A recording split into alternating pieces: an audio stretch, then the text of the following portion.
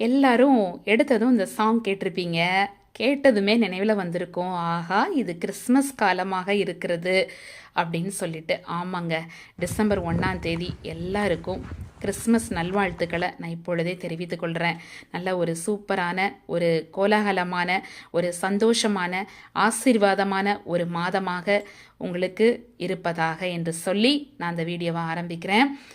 ஏன் கிறிஸ்மஸ் கொண்டாடணும் இல்லையா? கிறிஸ்மஸ் ஒரு குழந்தையோட பிறந்த நாள் அல்லங்க, அது ஒரு இரட்சகருடைய பிறந்த நாள், உலகில் வந்த நாள். அந்த இரட்சகர் உலகத்திற்கு வந்த நாள். தேவன் தூரத்தில் இருந்தவர் அல்ல, நம் இருளிலும் நம்முடைய காயங்களிலும் நம் உடைந்த மனதிலையும் கூட நமக்குள்ளே இறங்கி வந்தார். அதற்கான நினைவு தான் கிறிஸ்மஸ். அதனால தான் நம்ம கொண்டாடுறோம். அதற்கு காரணம் என்ன தெரியுமா?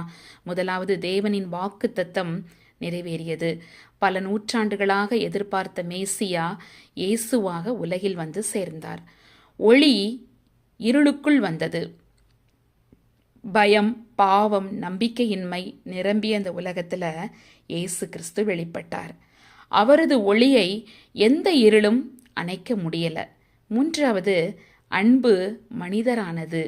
தேவன் தூதரை அனுப்பலங்க, அவர்தானே மனிதராக வந்தார். அதனால்தான் நீங்களும் நானும் அவருக்கு இவ்வளோ மதிப்பு உடையவர்களாக மாறியிருக்கிறோம்.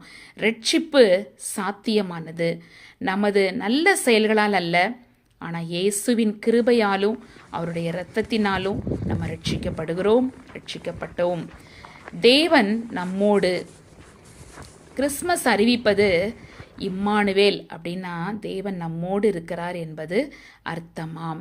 எனவே கிறிஸ்மஸ் அப்படின்றது உணவு, பலகாரம், அலங்காரம், பரிசுகள் மாத்திரம் அல்ல, வானத்தை விட்டு விட்டு பூமிக்கு வந்த ராஜாவை நினைவு கூறுகிற ஒரு நல்ல நாள் தாங்க. அவர் உங்களுக்காக, எனக்காக இந்த பூமியில் மனித அவதாரமாக வந்தார்.